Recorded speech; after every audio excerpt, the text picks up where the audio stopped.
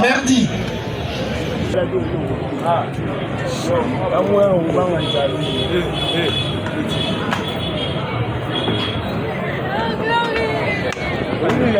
Revenu Louawa.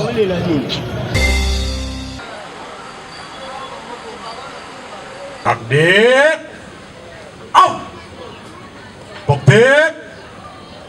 Armée. Immobile.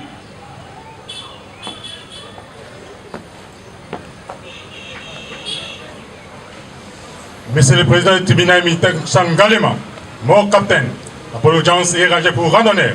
Présenté pour venir poste audience de séjour. Commandant pour l'audience. Agent Djibangou.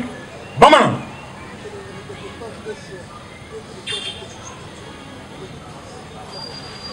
Ah, bonjour mon capitaine.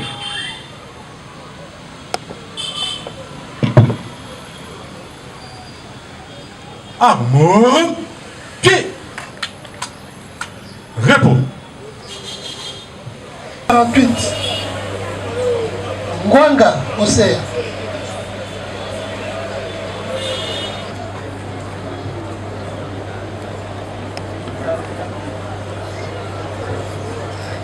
Ngangu, Bruno. Santa Oyo. Eza ya Santa te. Ou bien eza ya Santa na Oyo kaka ya Zabo.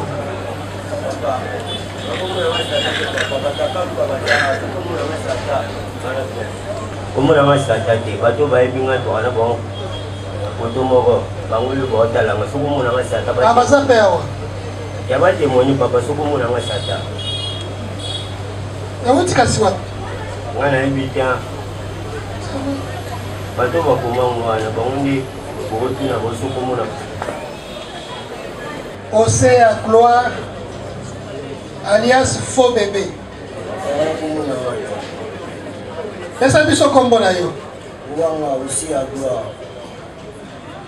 Alias Faux Bébé. bakumuna mwana Osalaka musali.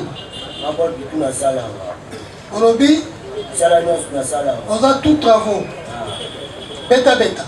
musala nyos ila mwana wasala Obotani wapi? amutami na kaluka ani le 11 avril 2009 Mitala na yo moko. Mitala nzoto na yo. amutala deja nani mula kato Olobi nani tala nani mula nawanisa eza bien. Eza biso pasi na somo te. Papa aboti yo komo nani? naye ngangu bwino Aza na bomo ito akufa. akufa Mama na yo komo nani? kufuka nini Aza na bomo ito akufa. azali Yo oza originaire ya village nini? ngamusamba Alobi oza moto ya yonso papa ya popo na province ya Kwango. Yo tanga klasi nini? tanga na kata na deuxième siyo kuna kudu pia soka pia Tali biso te. yango na kata na ti Awa bakomi deuxième primaire. Pour l'opération wana ozotanga te, mais pour l'opération ozosala tout travaux. papa Beta beta. nasala mosala nyonso elanga mposo na luki te na olia te papa nana olisa ngai Tata na yo. papa na ngai de akufa Mama na yo. mama na ngai debuyaka te kaka bakuku wana muna olisa ngai Kendo kota mosala soda, leta koleisa yo. wana muna o mosala na ngai Oya na eza mosala te. Mosala ezaka kobeta bato. aya nango mosala me nga muna o mosala mosala Point. Mosala pamba. mosala Obala, obota, mosala mosala. ngai kotuela ngai ata siri ndenge boye na moma ona charge nanga motu basanga tina na fa Ebongo kimotaro olobaki okozaki? ngakumaka motu te ngakumaka motu Ofandi wapi? ngabali na kaluka Avenue, aveni kengi numéro, no 6 quartier, quartier commune, 1 kitamu kaluka ezala kitambo to na ngalibu. quartier ezalaka kitamu Quartier ezala kota ya kitambo. Acté que effectivement c'est le prévenu. Traduit par le ministère public, et le tribunal prendra en compte les éléments de son identité contenu dans l'acte de saisine. Il est né le 10 septembre 2006. Ngangu Bruno, alias Grand Satan. Satan, c'est la grand thé. Papa, nga kumulanga Satan, te babo ba e binga ba temoni papa. Kumulanga pesi Bruno. Olobi? Kumulanga ba bengela nga pesi Bruno, kumulanga mubani Ngangu Bruno. Ngangu Bruno. Yo papa, osala musali. Ngano surtout papa. Osa pe buka buka. Beta beta. Te papa. Beta beta. Dès que ça soit beta. Te papa ngana charge azil te comme mazil. Nagenda kwa voyage na venda ngai. Isoma ngo makala. Obotani wapi? Na Kaluka. Nikolani. Mimi na kitabu. À date de naissance. Na Max. En 2006. 10e. Donc, et comme ceux qui ont samba, il faut pour Qatar année mon commis balai. Pour avoir commis 2005. Bon papa. Papa. On y habite le papa a beau tuer comme un an. Vous le loup Bruno. Azana bon moi. Yakufa. Et bon moi maman a beau tuer comme un an. Mufuka mimi. Bon ta maman encore? Oui, toi ni maman. Otanga? Oui, natanga. Classe. Nakata classe. Na 3e secondaire, t'as papa biso la kufa. Il y a lobby pour l'opération à Kata la 2e. Mais il y a lobby pour papa à Koufokata. Si papa a Koufi, donc Otanga te. Bon, maman biso, moi, Ah, on va commis 2e primaire. autant que ça dit que papa 2e primaire. 2e papa nga est bien. Nabi 2e de papa, nabi te so bango basa la bera ko ba ba bele a ba te moni ke te ba konji ba sa bera na ba dise ko ba ko me a biso an Bomba maïle na yo. si papa. Bomba yo. Oyoki.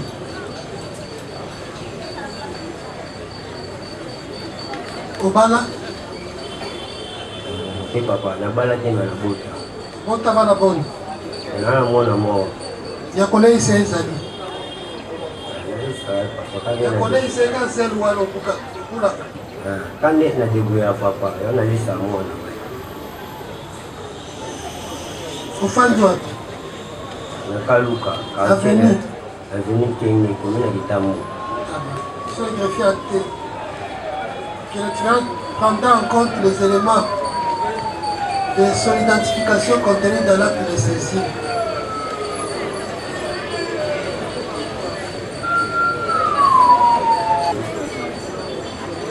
Ministère public afundi bino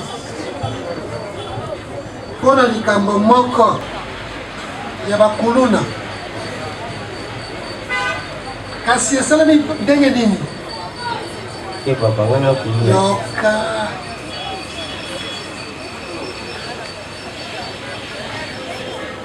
na commune ya Bandalungwa na rivière Makelele le 11 juin 2024 na 10 heures na pêche bozokisi mwana mboka Boloka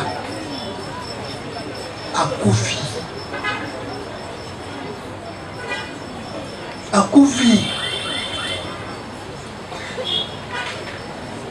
nazongeli le 6 juin 2024 na 10 heures na rivière Makelele na pêche oyo bobulaka yango zelo bobeti bozokisi na mutu monsieur Boloka akufi oyoki nani petit bébé oyoki ya mibale botiki te botika koboma mutu bosepeli na kitambo sikoyo na quartier 1 sur avenue Kobo numéro 30 le 30 décembre 2024 na 2 heures du matin bobeti lisusu wana na machette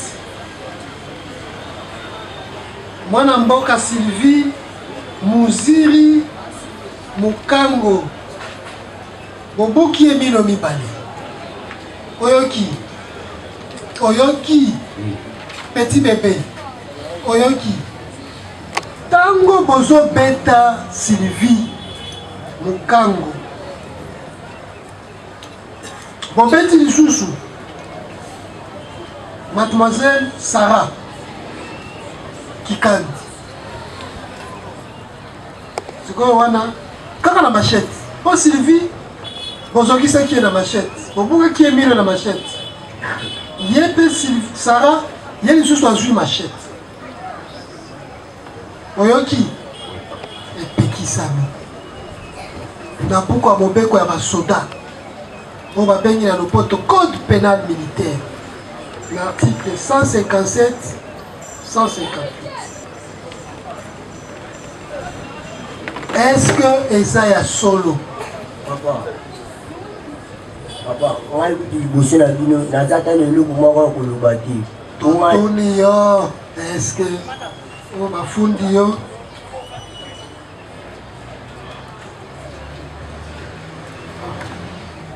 Monsieur Boloka Boyobo. Monsieur Boloka Boyobo. Dans cette affaire, il y a une partie civile.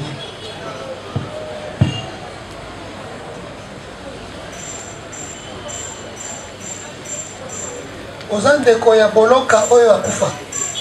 Eh, papa. Papa na ye. Nga papa ya mwana. Est-ce que bakosi? Papa, likamwa nga na yonte. Ngai bakanye nga na wakambuya. Totuni yo soki bakoseli yo. Ngai te bakoseli nga. Suka wana esili. Le grand Satan. Yo kombo na yo bakomi ya alias grand Satan. Est-ce que eza ya solo? Eh papa, nga maman na yonte. Bakoseli bini. Alors, greffier acté que pour leur défense, les prévenus ont choisi de plaider non coupables. Vous avez droit à Koloba Manso, Boki Koloba Pona Lobiko. Vous avez l'avocat Bazawana. Il y a combien qui s'avancent les témoins. Gaïm Koloana Nazaraki Te. Gaïm Koloana Nazaraki Nansele. Tona Maluku. Droit ya koboya tribunal esa bisabilo tomo ko na bazuzi kasi eza na tina droit ya koboya ko samba ya koboya ko yanona kasi ya motuya bosamba défendez-vous biso tokozwa mayele na biso ngonga na biso pona koyoka pona kokata likambo toyokani mwana mboka Boloka topesi yo liloba olakisa biso lolenge nini liwa ya mwana na yo oyokaki yango to bayebisaki yo to ozalaki omonaki. Le 11 juin à partir de 10h 11h babengi nga yoza awa na mosala kuna boel awa bana moko bauti kaluka baye babeti pau po mwana na nga naza na 24 ans akulaka babeton basalaka misala ya construction autaki mpe kokule basali butu azongi baki fatigi biso toza na balabala mbwela apesaki mokongo na porte c'est ça bareti le bandal na kaluka mpero limo baki na mwa bakonfi na ye apesaki mwana na nga devant ye eza ye te oyo te ye nayebi ye bien parce que ngai mwasi na nga ndako baza balabala moko na ye na ye alors ntango apengi nga wana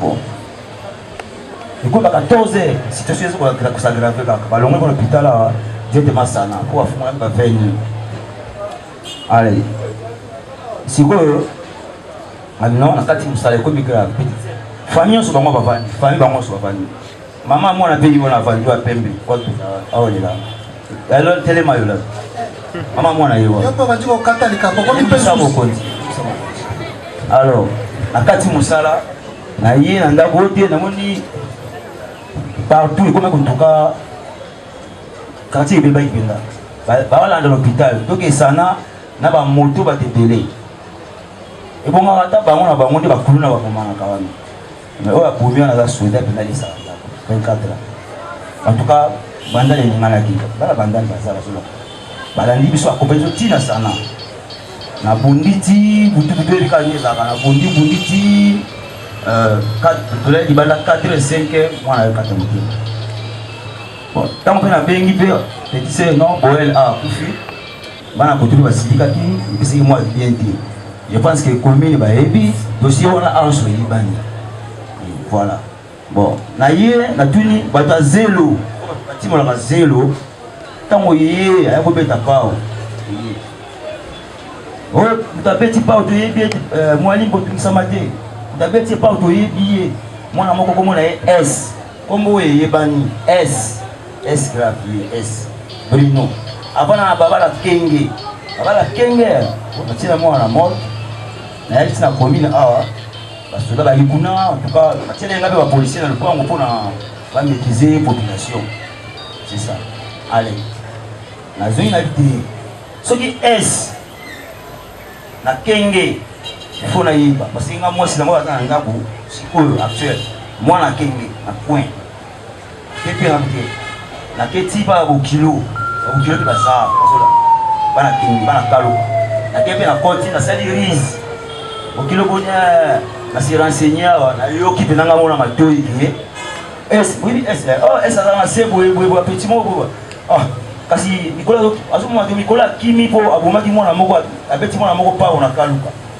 bakasa na ngalisi ba bokilo na sensibiliser bango te na pe loko moko te garder ka motema na mwana nga na moto baluki ye akimaki Brino na yebi pe famille na ye na poko la sanga mbakaluka ponga zanga bandali na sa kino ye mwana ya bomi aza yanga bana kingi so bayebi nga bazao ngai naza mwasi tanga ndako mwana bango na poko ko melakisake ye mwana oyo sango yeba na kalwa ke esa kimi po abomi mwana ngamba bandali na poko bibisa amela mai kaka ipeklema ebi aso ebi ba isite baso ebi to sel ba comme partout na keme na to so bikara tiki ba plainte partout esa kimi kinana ngaza musulman na saki ni to sala kaka akimi me to pesi mutema moko ba kozonga ye moko awas to bungisa image ya saki mabe inshallah nzamba salaki azungi na quartier sanguzo ka sanga esi bikola zawa azungi esa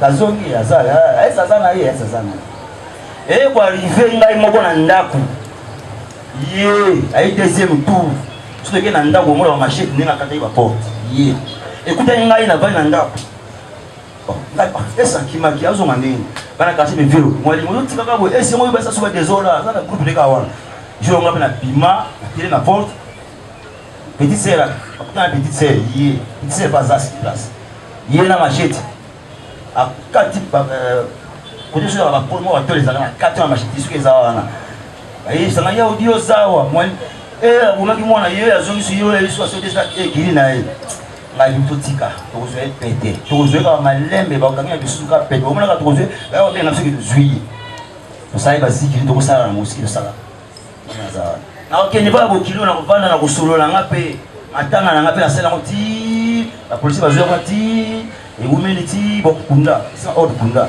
na kumpe mwana nga calmement tukaboliti est-ce que vous avez c'était le 12 au akufaki mais leo kunde après ba 2 à 3 4 semaines oui vous mettez pour la banquette c'est ça mais na kende pas bokilo kataka kaluka et bana ke es kaluka bazaba zoyoka ba yebi ke es aboma mwana banda mais nga kota kaluka pe na vandi na ngata zaba pour frère na c'est si comme rien n'était mais zaba na veille après de pas un de ces 4 matin on va bien est-ce pas sûr ouais on a tout sauvé abisha alhamdulillah je suis monté na petit c'est Tito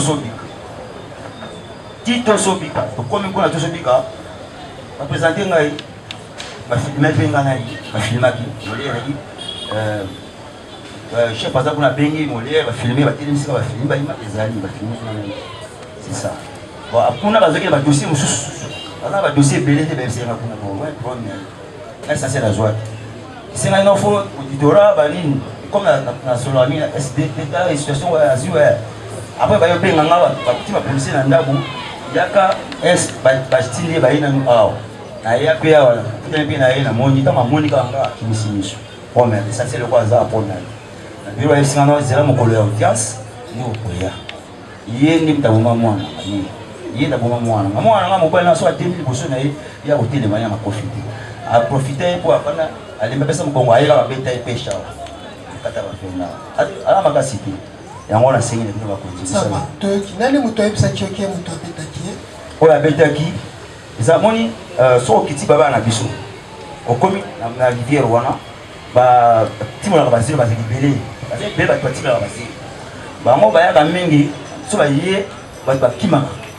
Parce que tant à katisi a petit pas ou pas ba tu ba gangi. Ça va, ok. Ministère public, est-ce que vous confirmez cette version de fait?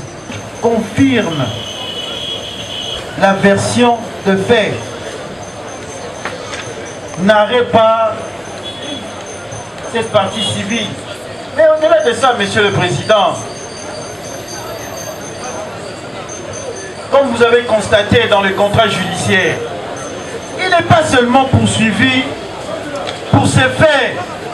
Ils ne sont pas seulement poursuivis pour ces faits, Monsieur le Président.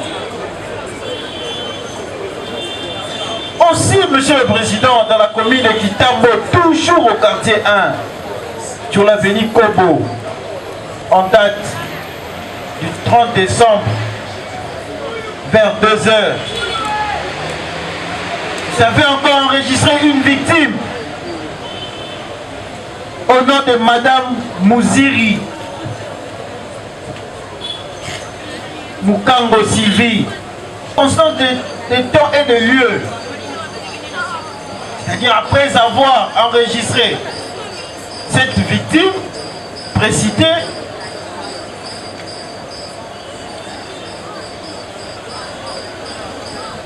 ils vont encore enregistrer une victime au nom de la demoiselle Kikangi Sarah, en lui administrant des coups et fait des blessures à l'aide d'une machette.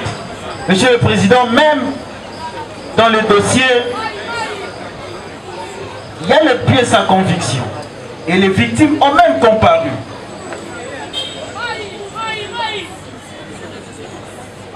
Monsieur le Président,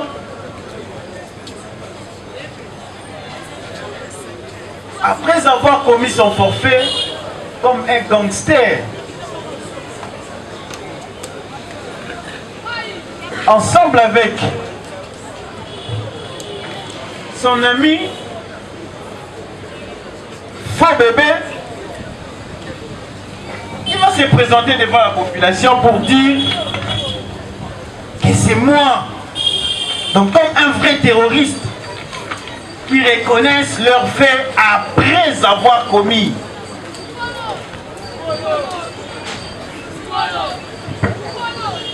Il viendra pour dire réellement que Naïne Moutounabomie. Et Monsieur le Président, à part la partie civile, dans cette même salle, qui répond au nom de Bibiche Poloka, elle est là. Pour quel fait? Pour les faits de ces actes de terrorisme qui ont conduit à la mort de la victime. Bibiche Poloka. Poloka. Moi, mon père est. Bonjour, qui récitation. On a vu les noms à ça dans les corbeaux et les renards. C'est là que tu n'as eu relation nini kozala yango na monsieur Boloko Boloka oyo ateli pembeni ya ça va. Est-ce que yo ozalaki mettez-vous yo ozalaki mokolo ya likambo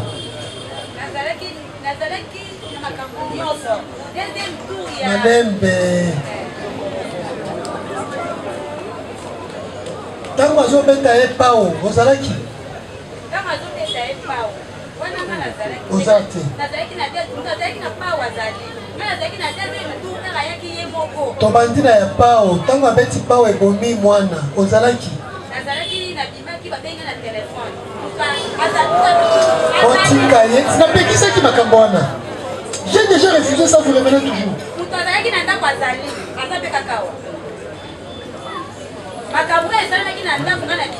Tobandina ya pao. Yoka.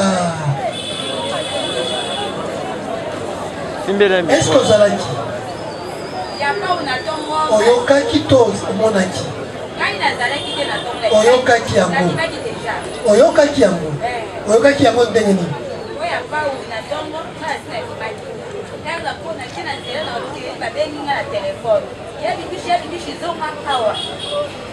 Ya bibishi zonga mbambu mutupa bebenga na telefone aza awa amemaki mwana hospitali ya bibishi zonga babandi boel nyeni pau na mutu okende te. Est-ce que bayebisaki yo nani abandi epao? Bayebisaki nga kombo na ye S. Nani mutu ayebisaki yo mutu S nde abebi epao? Mutu ayebisaki nga nani babetaki epao S eza mutu amemaki nani mwana biso na hôpital azali pe awa. Yo kombo nena? Gisèle. Gisèle. Pesa ya micro. Yo Gisèle nani? Gisèle Alongi. Gisèle Alongi. Yo monaki tango bazobeta mwana pao. Bamwa bawali pao. Toke ngaza na esama ke ngaza na kata. Est-ce que monaki? Omona nga monaki to babika pa na yo mo. Est-ce que monaki? Na mona babika bababi. Na moni pe babande pa. Yoka. Mama. Tamba bande. Madame.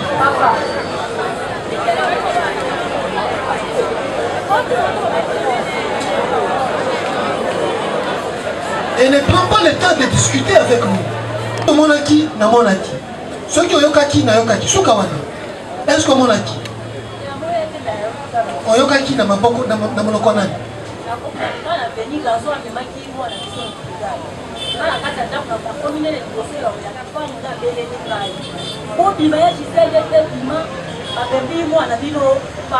Alobi babambiye, nani abambiye?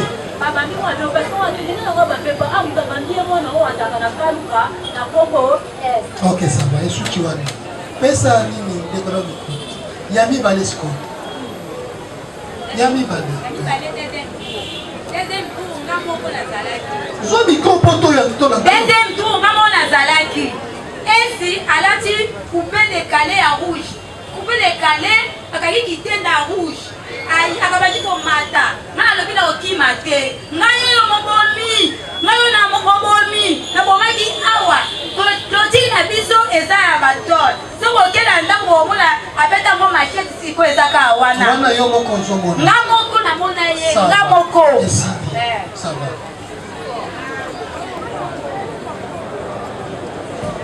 Yo lobi oza pula zelu. Okula ka zelu wa. Nama ya makelele. Alembe. Nama ya makelele. Wana oyokaki lisolo ya moto akufaki. Oyokaki te. Oyokaki te ke wana babambaka mwana moko besh akufi.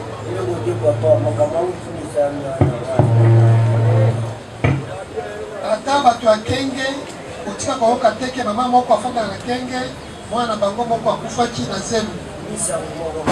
Otika koyoka te. Yo tata ya mwana lobi ayokaki yo te. Mais tango tozotanga mikanda na yo sambaki na la police. Samba te. La police otika kosamba te. Olobi? Otika kosamba ta mokolo moko te. Sikoyo oyo nyonso kombo na yo ya tata na yo ya nyonso oyo eyebani ndenge nini ke oza moto ya popo ofandi na kenge numéro 6 Kitambo nyonso oyo bayebi yango ndenge Kitambo bayebi na ngai oyo eza yawa te oyo eza ya pe crime ne bato bato bape crime osamba te nalembe tika makambo ya progrès wana ya polisi biso toza na koposa osamba te na la polisi nde kosamba wana siko olingi kosamba eza nini mpona alobi nini oyebi yango te toyebisi yango te toyebisi yo te bebe toyebisi yo te fo bebe toyebisi yo te omoni biso bayuma ebongo nini toyebisi yo nini ke ozosamba likolo ya nini loba ozosamba likolo ya nini tu veux t'amuser avec la mort d'une personne.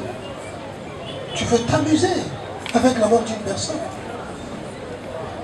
Ou bien tu veux t'amuser avec la mort d'une personne. Tiens, on s'en battait.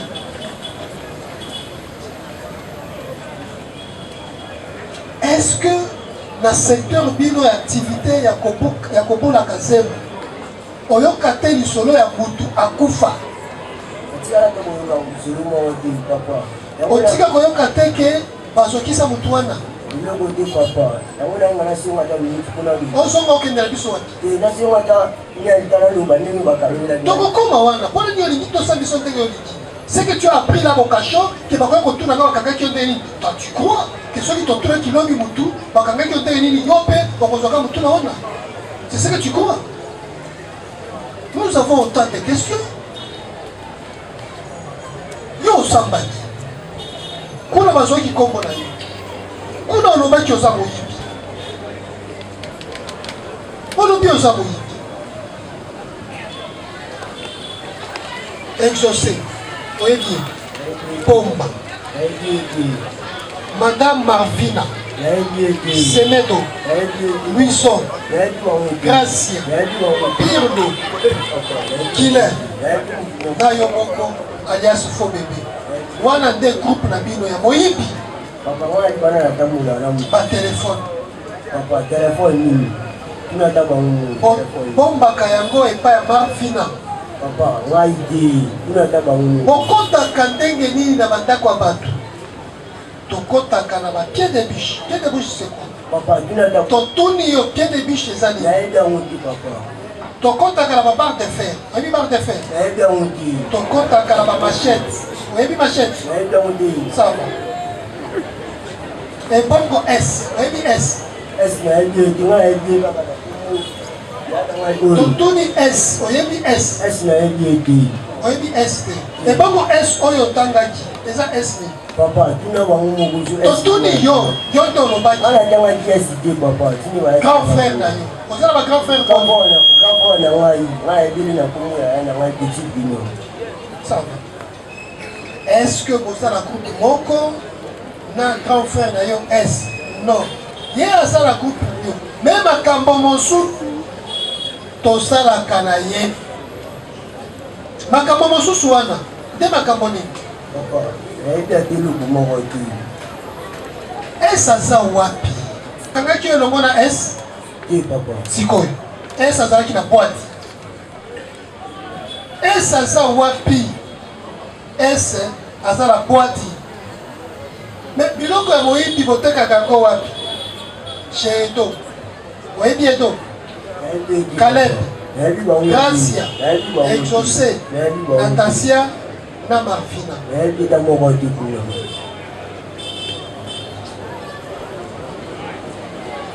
Osengi pardon. Pardon à nini osengi? Papa wa tira donc bandisira ngata mo makamwa tu na temo ko paulo ni ngasino. No bali susu ko makanga kiondeni. Wai dala muga ya panza ba sente. Ala la mukina sente ana na loli demi fala simiso oli kina wai. Tika makambo wana bakangi ondenge nini? Bakanginga na sama ya mama kelele na kinabona luka mungu na wana. Banani bakangio? Batu bakanga kinga ba hypocrite. Balobi nini tango eko kanga? Ba ebisinga ya bakanginga na ndo charge zelu. Bakanginga ba ebisinga ni wapi ya na yo. Voilà. Bapeka kikomole nani ya yo? babengaki moko abengaki na kombo S. Moko abengaki na kombo S mosusu. Moko abengaki na kombo na Petit Bruno. Na Petit Bruno. Olobaki. Wana yebisi bango nayebi koto azalaka te. Nani? S.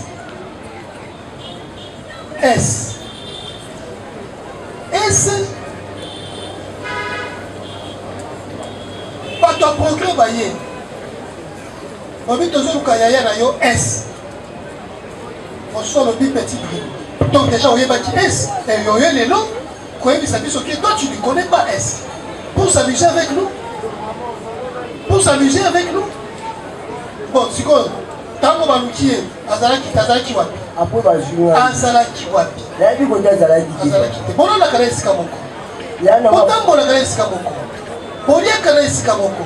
Bosala kana makambo ya mabe esika moko. Azalaki wapi? Azalaki na boîte. Azalaki na boîte. Epi bakena yo wapi? Après bakanga bayesinga kwa bo la sakote ya bina zali. Babando benga ngale ba matisi ngati la police. Police ya wapi? La police mambo ya la kana sio kuna. Okay. Kuna basali yoni. Taba mwati na police wana kuna pe basangisi ngai te. Bavani singa mwana msimo bazunga baenda ngai taba baenda ngai bakotinga kote ba peki. Na mimi tsara mwajo asala kiti. Sini bavani singa ba batanzinga nzinga na bango bazala ki wana tu bavani singa basinga ngai. Na pe crime awa batika kotuna mutu na te likolo ya S, likolo ya liwa, likolo ya musalo salaka. Na pe crime batuna nga mutuna te. Bango bayebisi ngai nini ka nalakisaka kaya nanga avant bakotika ngai. Wana nde olobaki na bango kiaza na boîte. Ba batuni nga bongo te ngai tsango ba boîte te. Olobaki aza wapi? Ba Ozalaki ba te. dia papa. Olobaki aza wapi? Ngai bisi bango es ngai bi kotazala bati. Bonga pe kutala ti ngai ni chonga kina ba dimbaje kutama mwa. Ezo ibite sanka wapi asa ndeko na yo? Ata ndeko na moko ya yo. Mofante esika moko. Ubie bolala kala selu. Aleki kovaya nene kimbaje ke kuna kotali bango na biso. Oti kimbasike koya kosala bateka awa na kitambo. Na nini na nini? Na bandalungo. Biso tabana kaluka nene to safu ya ana bandala. S. S. S ndeko na bani. S. S ndeko na bani. Papa, omwana Loba makasi. omwana sona pesa ngo. Ezalika. Monsieur, loba makasi. S elingi koloba nini? Bon, signification na moni papa na ebiti. Nani apesaki yo kombo na S? Nani apesaki yo kombo ya S? Papa. Omwana ngevango atango panda kubeta bali papa. S nde koloba nini na bale? S na bale elingi koloba nini? Siffler? Ngai bikaga tosopi nde babeta S. Dada. Obeta dada nde S? Papa di S papa. S. Na lokolo. Oui papa. Nde otia yango mpe na tolo. Papa wakomona papa na bokosaki papa. Na tolo eza te? Na tolo ezali papa. Sikoyo. Oui non. Elingi koloba nini? Satan. Non papa. S c'est Satan. Papa so na ba signification na mo. Sikoyo biso tolingi toyeba soki oza grand Satan ou bien oza Satan te. Papa nga ga Satan te. Obulaka zelo. Na zelu wana oyokaki te ke moto akufaki. Non papa, nayoka ngo. Otika koyoka te. Nayoka ngo te papa. Nalobi yo moto obetaki epawu. Non papa, nabalakisa les preuves. Bref, ye wana tata ya mwana lobi. Papa. Tu crois que ces messieurs-là peuvent venir s'aventurer ici alekisi ngonga na ye mpona kotanga kaka ye? Papa. Il te connaît que tu habites sur la même avenue que son épouse. Il te connaît par les sobriquets de S. Non seulement que au moment qu'il moine na bango okimi okebwadi, mais tu t'es attaqué aussi à sa famille. Ok, kobeta machette na manzanza. Olobi nini? Olobi nini? Oyokaki lisolo abetaki. Naza mosika na yo te? Tu peux réagir comment? Papa. Réagis. Nakopesaki parole. Topesi mpe yo parole. Topesi yo parole. Oui papa. Loba. Nga nayebi dossier wana oyo bozolobaga nazokisa te papa tokunani na mwasi nanga tuitani na ba incompréhension yanga inayo po bakonoa sawa na mama mwana nga tokunda naye de mamu kilo sotango to buna ani tokoya na batoli totiki makambo ya sara photo eza awa mwasi na yo te kobeta nde mwasi ya oyo olengelaka okobeta ye boy te papa boy boy te papa boy o makofi pelito nini te papa tokoya ne na batoli papa ye kaka nde azokaki te yake kozoka na mbembo na matama na ton ebongo oyo koyaki te papa tokoya ne papa tokozongela makambo oyo nsima tobandi nanu ya moto akufaki oyo bandekole baza awa oyoki alobi oyoki leki na ye alobi ndenge nini ozongela mpe na quartier oke kobi tuta tolo ke yo es ye yo aobomaki ozongi lisusu opapi machete batolo oyokaki réaction na eza tete réaction na yo papa est-ce que bomona de pesi nige mutu abomi mutu donazonga esu na balufunisa te ngai ni nabomaki mutu nasalaki boye papa nga doti nayaki komitika na la polisi oyaki komitika na la polisi ngai monde mpona nini batamo bali parce que namonaki nde bakanga leki na nga nayabika mamu oyo bakangela leki na nga mamu ya mwasi na nga papa to agi yango nde tokoyeba ndeni leki na yo tikosamba awa alobi teke bakangelaki ye makambo aleki ya nani ya mwasi na ye oui papa bakangela okanga monoko na yo oui bakangaki mpona ya mambo wana ata meme bato oyo bakanga ye bonayebi te so baza bokobenga bango batemoni bakanga ye mpona tomoni te motuna moko parceke asambaki ye alobi asambaki te me mikanda tomoni asambaki likolo ya moyibi asambaki likolo ya bagroupe ya babanditisme urbain ndenge bokataka bato manini bamachete c'est ça qu'il a comparé awa alobi asambaki te mais là il va nous dire quoi ici il a dit qu'il n'a pas comparé mais là il va ajouter quoi s'amuser avec nous il a dit qu'il n'a pas comparé asamba te maintenant kosambani parce que ntango oyoki ke balobi obetaki mwasi nde alobi asambaki wana alors ke aboyi na kosamba ntango tozotuna baexauce ntango tozotuna bapomba bagracia baluison est ce que ayebi bango est ce que na pv oyo tomoni nkombo ya sara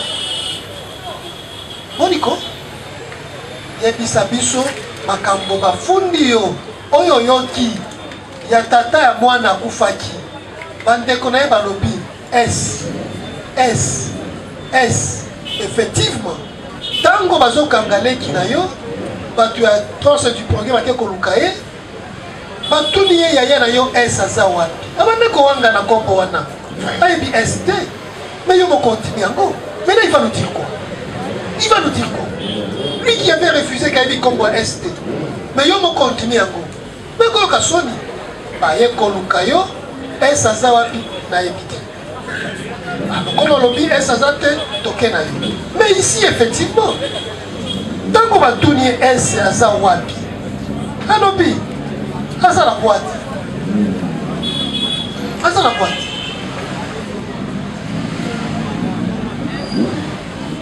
ozalaki na boite oyebi komisionga yo mbeko ozalaki na boite soki ondimi ke ozalaki na boite ke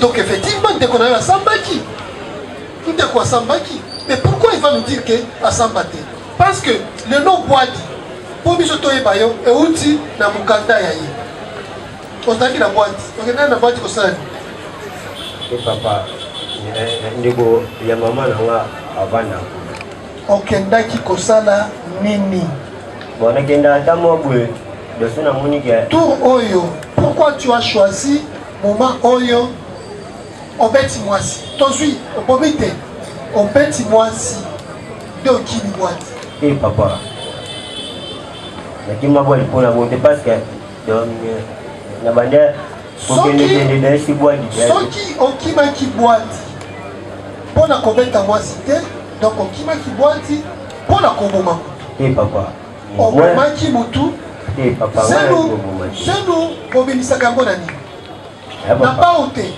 oui papa bongo totobi zenu bobimisaka yango na maboko te papa tozisanga pa oui bao te bomaki nani mwana wana akufaki bometie bao na mutu asalaki yo nini papa qu'est-ce qu'il a fait asalaki papa ngai na problème te dona toka pa mwa mo na bwe na be owela kinini yebisa biso dona yebi te papa pe na tikala komona ete na vie na ngana komwa nzambe na yebi te kokotisa nzambe na makambo ya mabe et Dieu n'aime pas ça papa tala tika oyoki tika biso tosalela nzambe mosala na ye awa ne le cite plus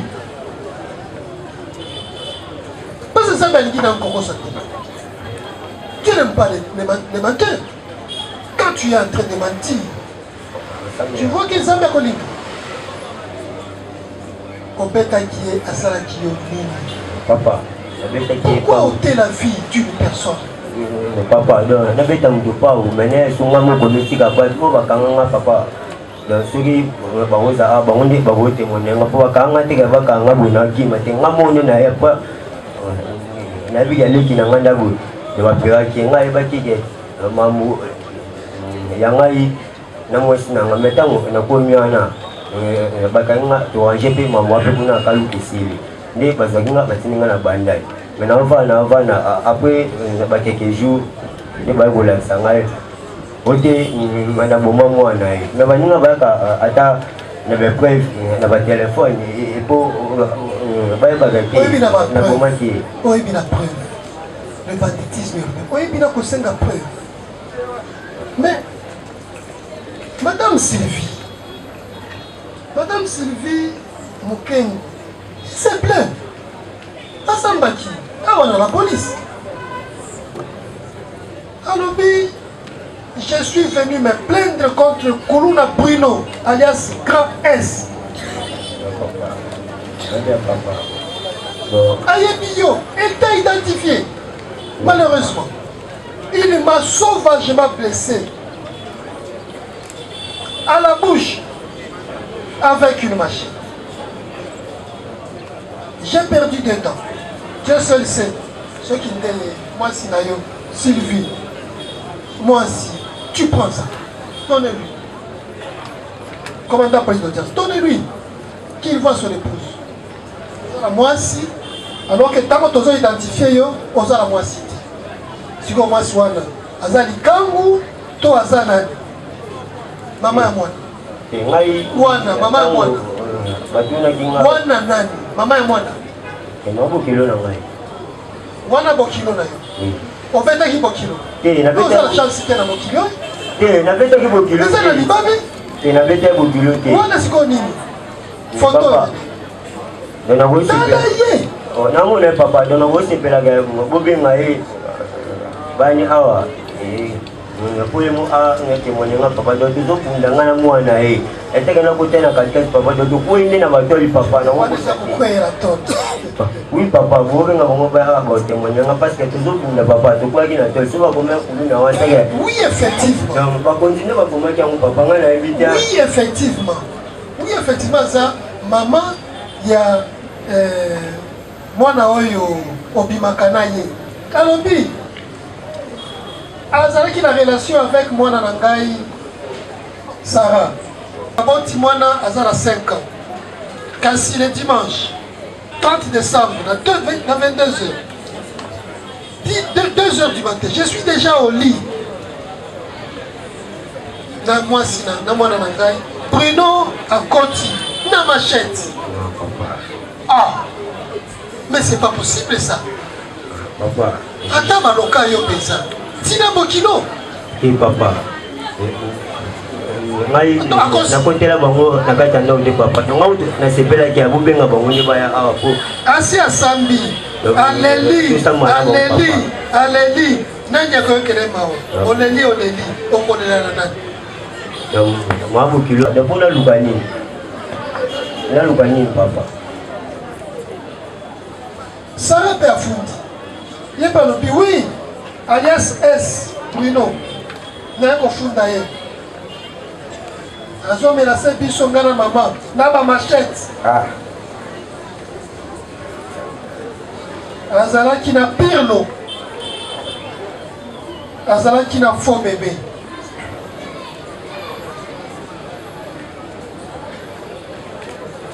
« 2h du matin.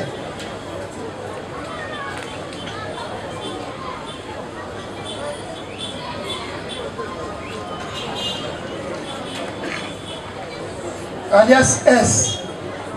Basambi Sayo.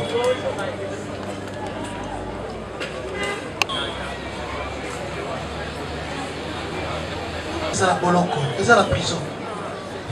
Nyondo Tikaraki. Nyondo Zolo. Écurie Nanga Nyonso. Toute mon écurie est en prison. Il s'agit de Gracia, fils de Kelly, mère Grosso, faux bébé, père, membre à écurie Nangai, comme on a écurie Tekafas. Bomba yango, sinon tu peux papola yo machette. Dengo babola ki mama oyo Sylvie. Dengo babola ki mwana tata wana kufi malheureusement. Tekafas. Oyebi yango? Papa Tekafas wana eza ekio eza na sekuna. Na sekwapi? Na sekuna ndega ngatoka batamo bazaba o bayebi bango batemo nelenganga na Tekafas te papa bana bandu tanga na baduse mo boy na ebiti. Wana Tekafas te papa.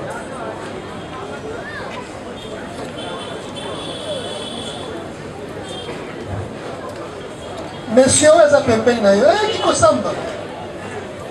Tango yo kike bakangi yo yepe ko samba. Kiko samba. Et c'est là où il a expliqué Lolenge Nini est réputé Kuluna. Akanasa ke mwana nanga pesa Kuluna a bambie. Pao. Malheureusement. Mwana nanga akufi.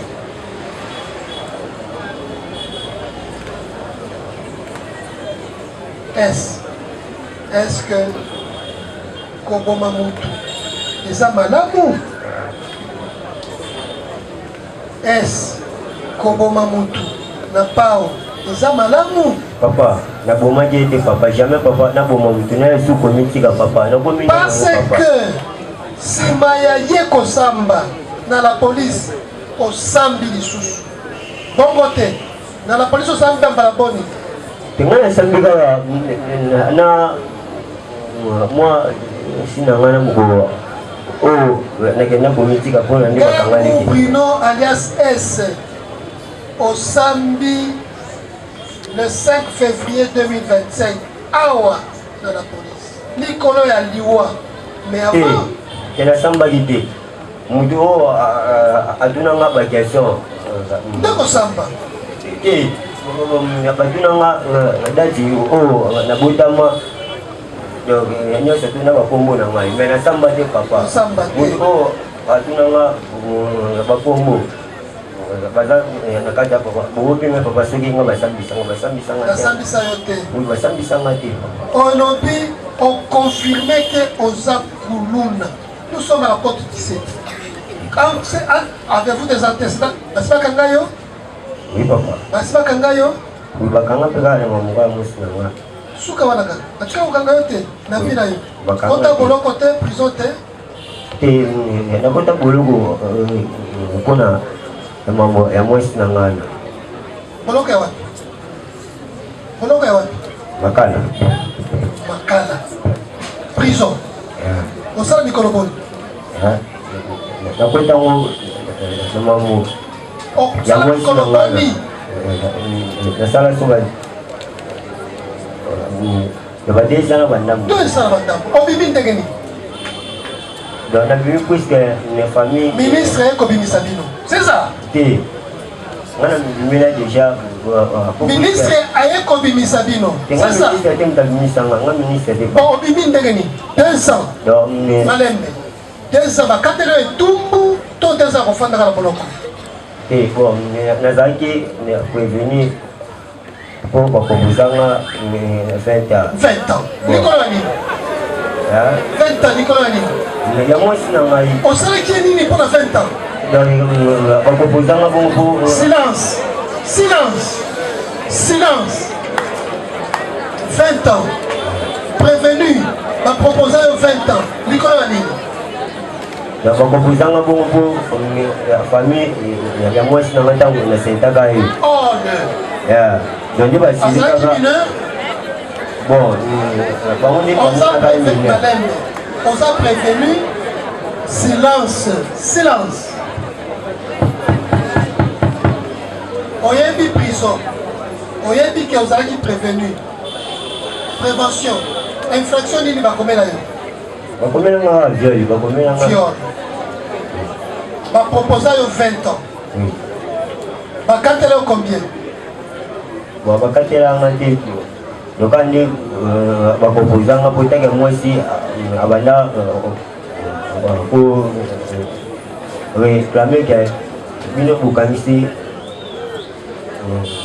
Mobile n'a pas ou à cause de Obimi, Moumani na prison. Ya papa. Obimi, Moukoloni na prison. On a dit que 8e mois. 8e mois. C'est pendant que le ministre est allé sortir déjà là-bas. Et papa, le temps on a bimé. Il y a quelques mois, pour ça, mesure. Mais là, papa. Il y a un gros sikoyo, on songe ni sikoyo maman. Le bio, le kolakisa yo, et au baboli sikoyo. Papa. Au baboli. Quand tu bunda na moi sina ngai, do ba vende zetu. Moi sina yo ndako, moi si balabala. Moi na papa take moi na zana. Donc on ne parler là-bas. On peut être moi si na parler. Papa. Tonti kiwana. Donc tu es habitué au crime. Effectivement, l'OPJ a écrit ici, antécédent judiciaire, oui. Confirmez-vous être Kuluna? Oui. Naza Kuluna. Confirmez-vous avoir donné la mort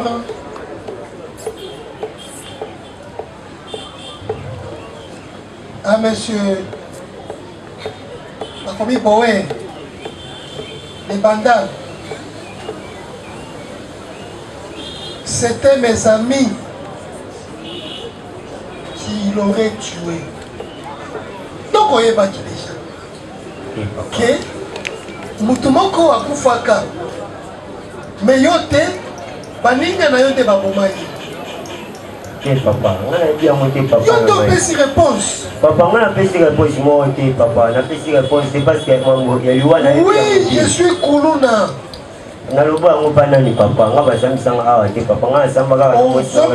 C'était mes amis qui l'ont tué avec une pêche. Papa. Kasi, Matoni Moninga, j'ai oublié les noms. Mais savez-vous que tuer une personne, c'est une infraction? Très bien. Très bien. Moussa, la justice, c'est ça la Moussa Naye. Car Baninga, oye babomaka ye, basa na boloko, basa na prison. Non papa, nga mwana na loba ngote papa. Mutu asambisa ngai a témoigner a papa soki nga na loba. Ye wana za pembeni ya zolo. Mutu ni soko yoka. 1, 2, 3 personnes m'ont dit contre toi. Et la photo témoigne que tu as blessé une personne. Et papa, moi, je suis kilo papa. Est-ce papa? Na kolanda yo olobi te na po makelele nde esika bosalaka bazelu. Eza bongo? Bongo na yo nyonso ozwaka yango na mosala oyo ya zelu. Bongo? Siko tribunal lingi yeba. Tina nini otiki mosala na yo ya zelu pozo mbongo mais okei kovanda na boîte. Te papa, nakenda kovanda na boîte papa. boadi nakendaka epa ndeko ya mama na ngai anabeta batu mengamo navanda na kalwa papa na okima nini sikoyo na boadi yango ukende kuvanda na date nini olongwa awa periode nini olongwa ukende kuvanda boadi nakenda kuvanda na boadi papa na beta kani tu ba ndeko engana na biso Suna beti tu kuna apa na zungkalu, suna beti tu kuna na zungkalu. Tura ngo kita kuna ezalaki combien de jours? Donc na pas na ba des jours après na zungkalu po le jamais ba kuna ba na ibu donc na zungkalu ba mo busko. Siko mosala ya koluka mbongo. Papa mais okeka kana boy to kendo beta kaka tu. Pourtant mikolo nyonso kende kena poma kelele koluka mbongo. Na kenda kuna soki moi likambo po mama nanga yanga boyo baga yanga kwa mona ya liboso ya mobile pana hii na so problème mo boyo yanga ni mkenda kulengela mama nanga pete moi mambo kasi bisa tribunal likambo nini okende kona na boadi tribunal ngi ba likambo isana ki otika poma kelele okende na boadi eko donc kuna boadi donc nakenda segi mama achini na pete ke do ya tuke mbakuna es kila zote na soki papa o ateli mpuso webi na ibi ti papa pena mune tena vina ngangu tikala ko ka pe samba yugo mona le papa na ibi ya mute papa na ibi ya mute papa DS papa tribunal elingi ba o confirmer ko bunga obungaki pona obomaki mwana ya papa wana ke papa na bunga po ani ngani si dossier wana na ibi ngo te papa to soki na ke buna do saka mama biso pete possibilité ya bolia nda bo jante ni ngo tamo katinda ngabuna na ke na zui kuna wapi pande ko ya mama biso kuna tamo bacha mo police na boke bo na zui biloko na eno kuna tuliki mo ntu ni tuweba nini tuwolia mutuna mibale tribunal elingi yeba o confirmer na tribunal ke ezali suite ya renseignement oyo basalaki na la police nde baye kokanga yo suite ya mwana obomaki nga bakanga nga epa basoda te ngai nayaki po ani eponaliki aleki na nga bauta coopérer donc ntango siko nabundana na mwasi na ngai donc nake kuna epa na groupe na biso donc naki siko gate bakangi ye nga mo place nabandaki naki space po ani ye aza motu na opération ndenge mo yango nayaki ti na la police ana na sepoya teka te nga motu na bundana mwasi na nga nani nabimisaki bakanga leki na nga meleki na nga za innocent po batika ye nakoma na bandali ya boye ote nga na bomaki motu donc na bomaki na nini papa nga ne toaka nkini te toweli ni mwasi te toweli ni eloko te sikona kobome mpona twa nini papa nga mpe ekianga kuluna nakotaka ngo te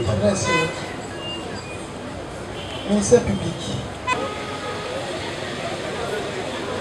Nous sommes ici en face de différents procès-verbaux. Les victimes ont eu à comparaître devant la police. Le prévenu, ces éperviers, Monsieur le Président, ont eu aussi à comparaître devant la police. Monsieur le Président, à la cote 12,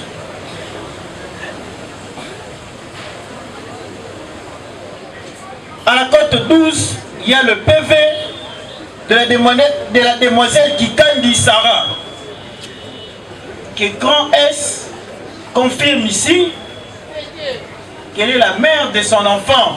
Monsieur le Président, si pour la mère de son enfant, si pour le père de son enfant, il y a de telles déclarations, et elle affirme Parce qu'on lui a posé la question, quand vous étiez victime de Grand S, il était avec qui? La demoiselle Kikangi Sarah a confirmé, il était avec ses amis. Kassia Pirlo, c'est lui qui m'avait blessé, noir, faux bébé.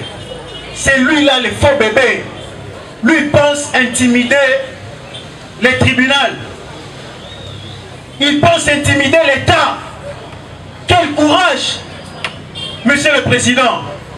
Quel courage pour lui de pouvoir croire comme s'il peut intimider l'État, alors qu'il est déjà entre les mains de l'État. Il est déjà anéanti, Monsieur le Président, avec toutes ces déclarations.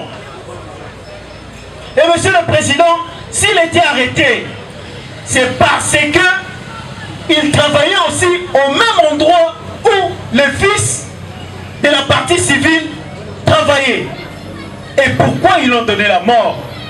Pourquoi ils ont donné la mort, Monsieur le Président? Faux bébé, il passe pour un faux bébé.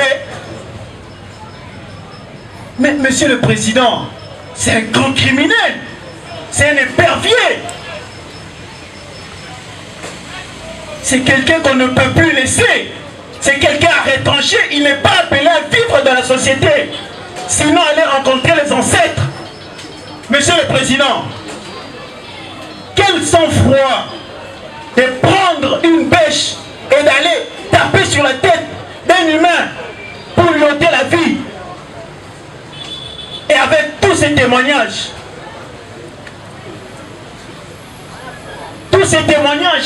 et surtout, si cette audience, comme je l'ai toujours dit, Monsieur le Président, le ministère public aimerait que cette audience se tienne.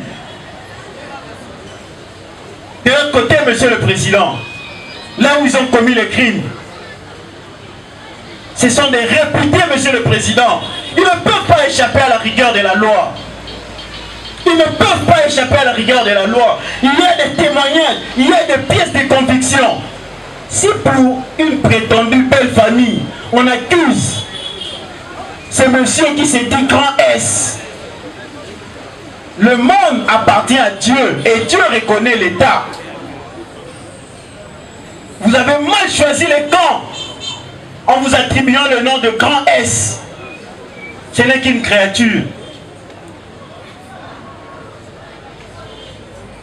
Et donc, Monsieur le Président, les PV sont éloquents. Les témoignages des différentes victimes qui ont défilé, qui ont perdu leur fils. Et quand est-ce qu'il nous dit Naya qui commet tika parce que Bakanga qui l'est qui n'angaï Nayoka qui mort. Lui, il a pitié des gens. Non, Monsieur le Président. Quelqu'un qui donne la mort à un humain sans froid, il a pitié de son petit frère. Il est revenu. Dieu aidant, Monsieur le Président. Il est revenu. Et c'est croyant aussi un grand terroriste.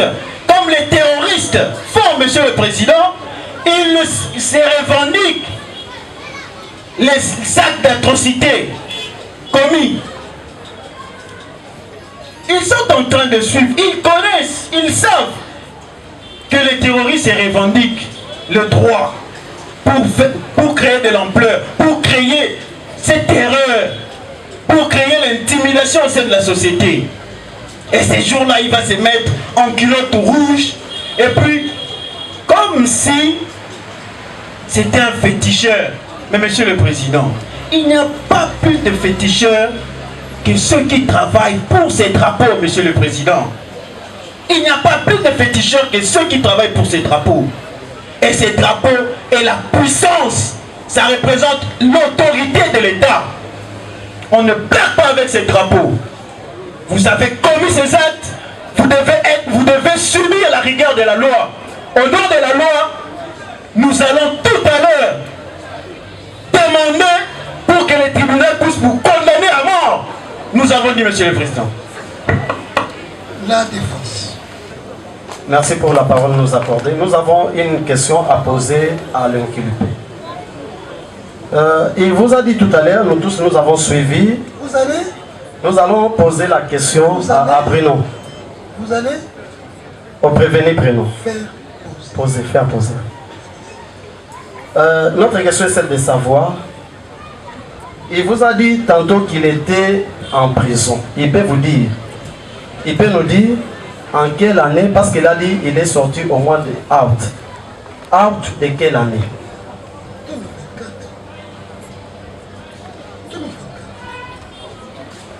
Merci, Monsieur le Président, parce que vous affirmez déjà.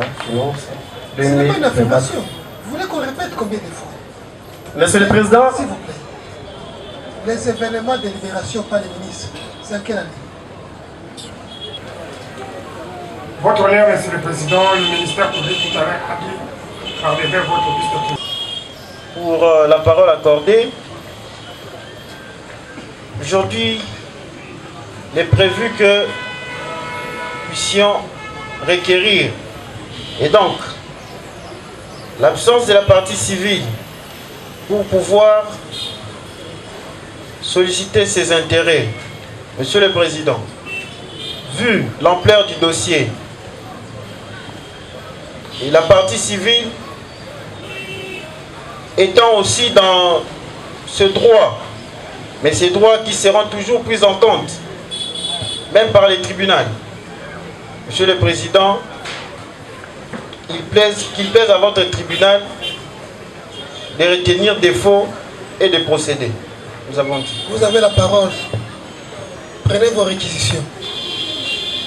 Monsieur le Président, en date du 11 juin 2024, vers 10 h, le prévenu Ngwangu Bruno, alias Grand Satan, et le prévenu Ngwangu Osé à Gloire, alias Faux Bébé, vont administrer des coups et faire des blessures à l'aide d'une pêche au niveau de la tête au préjudice de M. Boloka, reconnu dans le quartier comme vendeur de sable. Malheureusement, Monsieur le Président, suite à ces coups, la mort s'en était suivie. Monsieur le Président, les faits se sont déroulés dans la commune de Bandalungwa, plus précisément dans la rivière Makelele, où il y a de sable. La victime était donc en train de faire son travail et les prévenus l'ont surpris en lui donnant un coup, en lui donnant 2 coups sur la tête, et les prévenus, suite à cette blessure grave, mortelle, la mort s'en était suivie. Monsieur le Président, pour le deuxième fait, en date du 30 décembre 2024 vers 2 h du matin, dans la commune de Kitambo, au quartier 1 sur l'avenue Kobo, le même prévenu a administré des coups à l'aide de machettes et cela a provoqué la perte de 2 dents au préjudice de Madame Mouziri Mukango Sylvie. Et dans les mêmes circonstances de temps et de lieu, ils avaient également porté des coups à l'aide de cette machette au préjudice de Madame Kikandi Sarah, qui ont tous déclaré. Monsieur le Président, ces actes posés dans les différents quartiers en vue de semer de l'intimidation, de la terreur vis-à-vis des paisibles citoyens, soit dans la communauté, à travers les moyens d'intimidation tels que des machettes, pêches, comme c'est le cas, Monsieur le Président, pour la victime Boloka, qui est déjà parti et nous a laissé dans ce monde des vivants, de la dame Mouziri Mukango et Sarah Kikandi, qui ont été atteintes au regard de leur intégrité physique. Monsieur le Président, ces actes n'échappent en rien ce que prévoit le législateur militaire congolais en son article 157. Et donc, le terrorisme, Monsieur le Président, cette analyse en droit s'impose encore. Les éléments constitutifs pour la réalisation de cette infraction. Les éléments matériels tels que les actes de commission et les moyens employés et objectifs poursuivis doivent être réunis. Les actes de commission, Ces actes sont relatifs aux faits infractionnels des atteintes volontaires à la vie ou à l'intégrité physique de la personne. L'enlèvement, la séquestration, j'en passe, Monsieur le Président.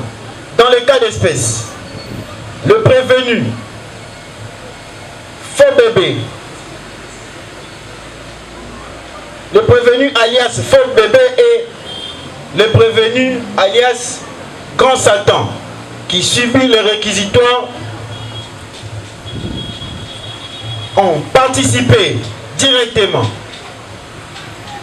en portant atteinte à la vie du sieur Boloka, vendeur de sable, lui administrant de coups et fait des blessures à l'aide d'une bêche au niveau de la tête dans le lieu et date précités. Monsieur le Président, ils en seront également en produisant des victimes, Madame Mouziri et Madame Sarah, en portant atteinte à leur intégrité physique.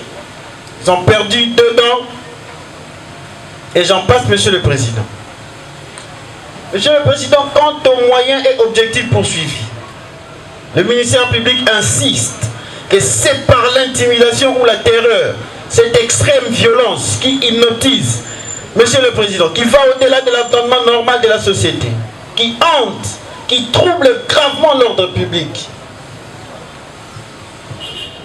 Le but de cette entreprise, c'est ça, de troubler gravement l'ordre public. L'intimidation. Nous citons une jurisprudence, la Haute Cour militaire, dans le RP numéro 001/2024, le célèbre arrêt Alamba. Monsieur le Président, en l'occurrence, s'étant installé dans les 10 quartiers dans le but d'attenter de manière générale aux personnes et à leurs biens, dans le même modus operandi, c'est précité les alias faux bébé et grand Satan qui s'attend à s'opposer au réquisitoire de l'archange Michael. Monsieur le Président, c'est comme ça qu'ils vont organiser l'écurie Tekafas dans le but de s'implanter dans la société, d'intimider dans la société en amont tout comme en aval, en perpétrant leur forfait tel que précité. L'élément intellectuel. Monsieur le Président, cet élément intellectuel réside dans cette résolution criminelle qui peut être individuelle ou collective. Dans les cas d'espèce, Monsieur le Président, c'est une entreprise collective et à ce sujet. Général Moutata, il a parlé de ça en abordant la question du complot. En disant, la résolution criminelle constitue l'élément fondamental de tout complot, d'autant plus que celle-ci provoque la rencontre des idées vouées à la perturbation de l'ordre public. Dans les cas d'espèce, Monsieur le Président, 2 personnes qui s'entendent, qui forment un projet criminel et sont passés même à ces différentes réalisations.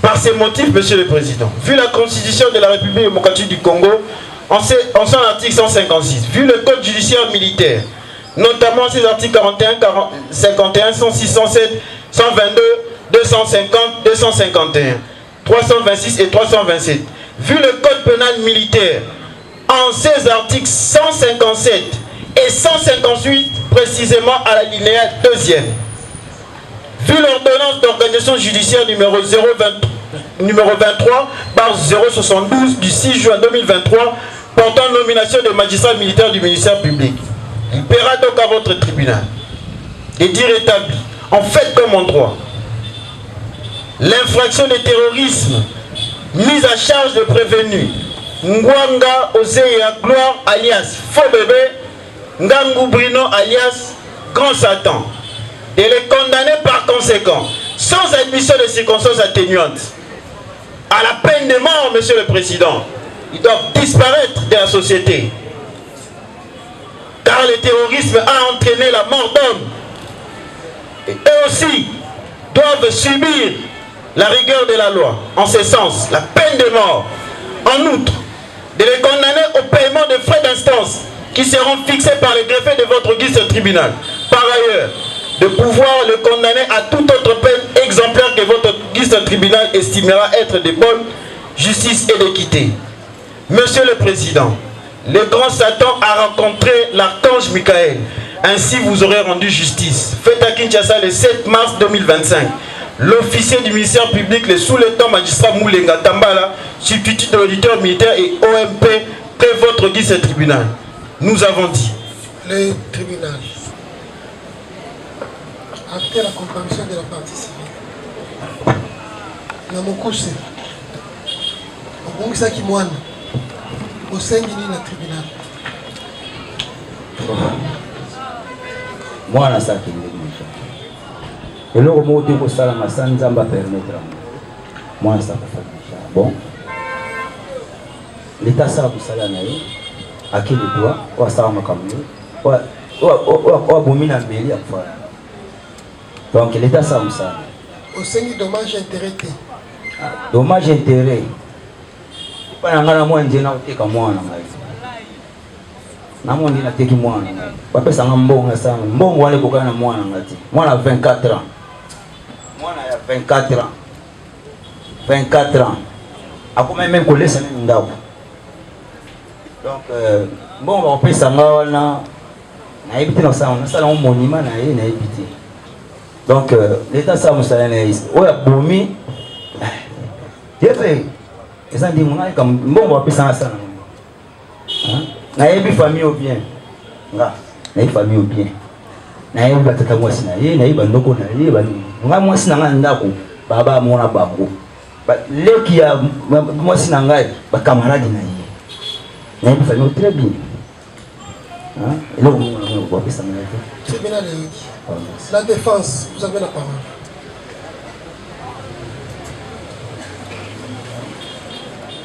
Merci beaucoup, Monsieur le Président, pour l'octroi de la parole. Comme Jésus à la croix devant, à gauche et à droite, les deux brigands, qui étaient là pour défendre les intérêts du Père. Monsieur le Président, nous avons suivi le ministère public. Mais malheureusement, Monsieur le Président, le ministère public ne nous a pas présenté la bêche qu'auraient utilisée ces deux prévenus. Puisqu'on ne sait pas qui tenait réellement la bêche. Ça c'est de 1. De 2, à moins que nous nous trompions, mais jusqu'alors nous n'avons pas un certificat qui atteste qu'il y a eu mort d'homme.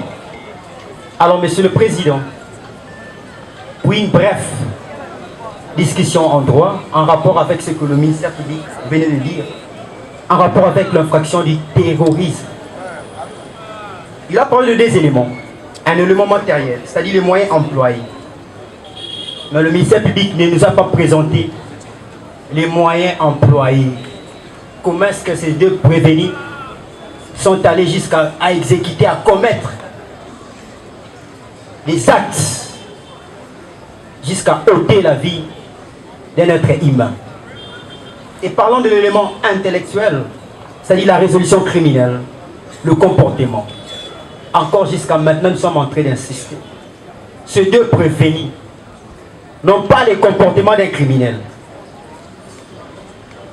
Et pour finir, Monsieur le Président, vous direz, non établi, en fait comme en droit, l'infraction retenue à la charge de tous ces deux prévenus.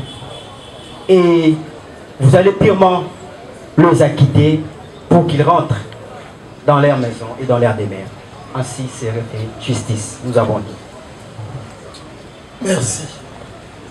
Prévenu Ngwanga, Océa, Gloire, faux bébé. Tiens micro na niveau na yo. Mutafundi yo. Asengi na tribunal epesa etumbu ya liwa. Pona koboma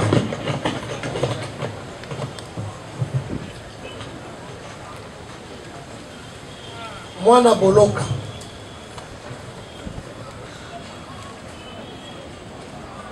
papa ya boloka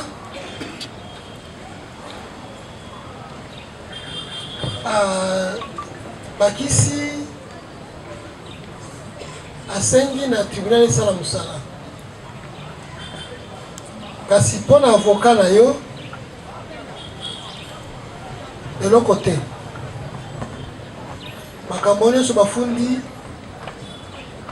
esimbi te preuve eza te tribunal etika yo liloba ya suka yango mpe na ngai naluba yango natika nyonso nga na maboko ya nzambe soki nga nabomaki mwana ya solo oyo bolinga bokondani ngai na ngai nasisa ngo soki nabomaki mwana ya solo te donc nalinga nadima kaka nga nakondima na ngai na nzambe eloko eza kaka koboma te bobetaki mpe lisusu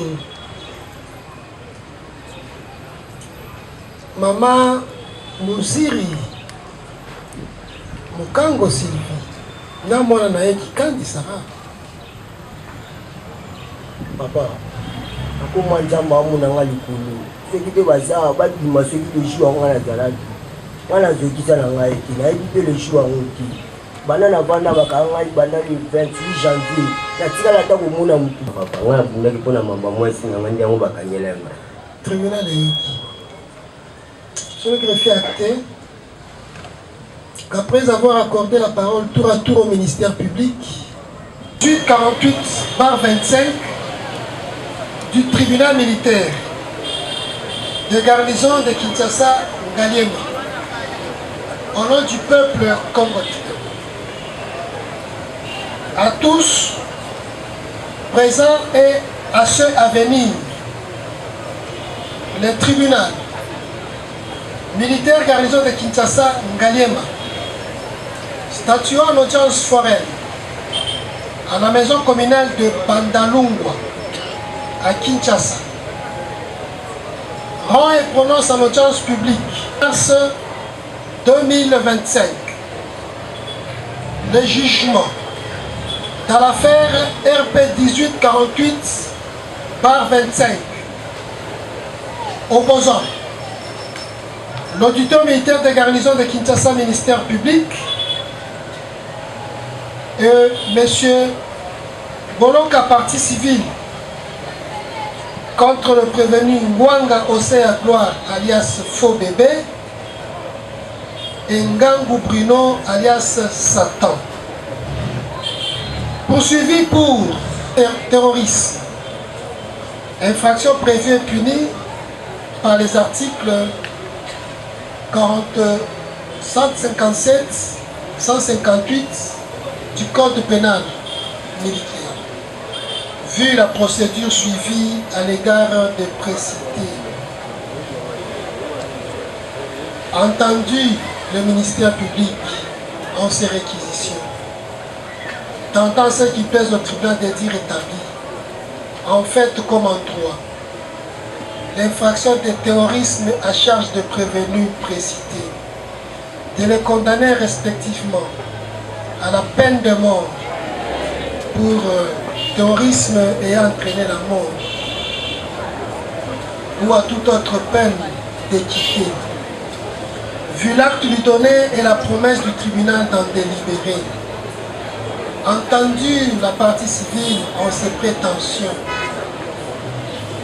entendu le prévenu dans leur dire et dans leur dire, présenté tant par chacun d'eux que par leur conseil, tendant ce qui plaise au tribunal de dire non établi, en fait comme en droit, l'infraction de terrorisme mise à leur charge, de les acquitter purement et simplement et sans frais. Entendu en dernier les prévenus dans leur dernière déclaration. Le président ayant clôturé les débats, le tribunal a pris l'affaire en délibéré pour rendre ce jour le jugement suivant. Commandant police d'audience, faites présenter les armes. Tenez, main, gardez, out, présentez, armes. Par ces motifs, le tribunal militaire garnison de Kinshasa Ngaliema, statuant l'audience publique, contradictoirement à l'égard de prévenu Ngwanga Osea Gloire, alias Faux Bébé, et Ngangu Bruno alias Satan. Après délibération, vote au scrutin secret et à la majorité des voix des membres de sa composition. Le ministère public entendu.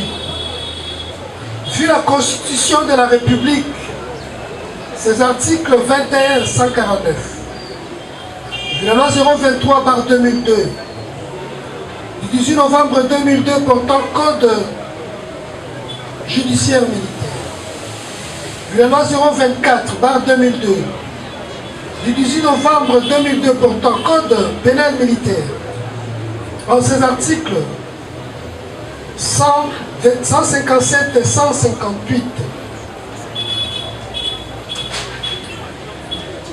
vu le Code civil congolais livre 3, son article 258, vu l'ordonnance d'organisation judiciaire numéro 18/128 du 22 septembre 2018 portant nomination de magistrats militaires du siège, vu le dossier de la cause, disons 3, statuant sur l'action publique, à la question de savoir si le prévenu précité sont coupables des faits fractionnels mis à leur charge. Le tribunal, à la majorité des voix des membres de sa composition, dit oui à la question de savoir si le prévenu préqualifié peuvent bénéficier de circonstances atténuantes. Le tribunal, à la majorité des voix des membres de sa composition, répond non.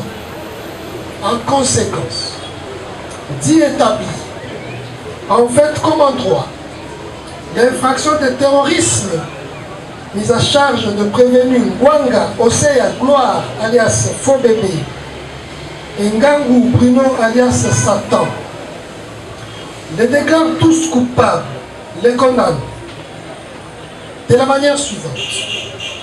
Le prévenu Ngwanga Osea Gloire a 20 ans de servitude pénale et au paiement de frais d'instance tarifiés à 200 000 francs congolais, payable dans 15 jours, ou à défaut de subir 6 mois de contrainte par corps. Le prévenu Ngangu Bruno, alias Satan, à la peine de mort. Mais les frais à charge du trésor. Statuant sur l'action civile,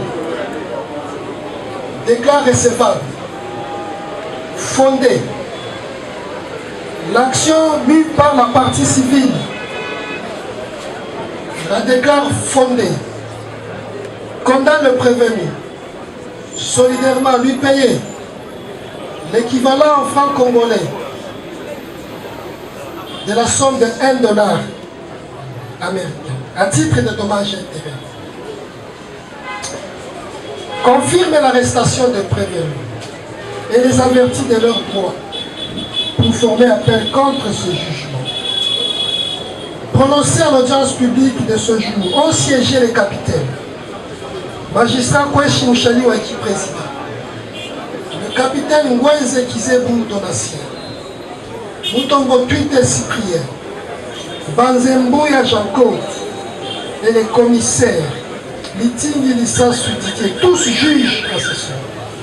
Avec le concours du ministère public représenté par le sous-lieutenant magistrat Mudodos Kikanda Colette, substitut de l'auditeur militaire de garnison, et l'assistance du capitaine Douba Wayawaya Haï Malongo Bernard, greffier du siège, armes au pied et repos. Armes P. Repos. Ngangu Bruno alias Satan, na mayele ya tribunal ya solo bomaki mutu na activisme ya kikuluna mobeko lobi soki na activisme ya kuluna mutu akufi, les coupables est puni de mort. yango nde yo mpe esengeli baboma yo. Kasi ngwanga oseya soki ya solo mokolo ngwangu Bruno yaya na yo azoboma mutu ozalaki te, kasi mpona kosatake na madame Sylvie na mwana na ye Sara ozalaki mpe bozokisaki ye na machete, mpona yango tribunal epesi yo etumbu ya 20 ans ya boloko mpe okofutama ya mokanda ya leta ya 200 000 francs congolais soki te nsima ya 20 ans okosala lisusu 6 mois ya contrainte par corps. Kasi mpona liwa ya mwana na ye tata na ye esengaki eloko te, mpona yango tribunal epesi bino etumbu ya symbole ya kofuta ye $1 américain. Yebisi misusu boye soki bosepeli te na mokanda oyo bozala ngonga mikolo 5 kokotisa mokanda epai ya greffier mpo pokende kosamba na zuzi ya mayele.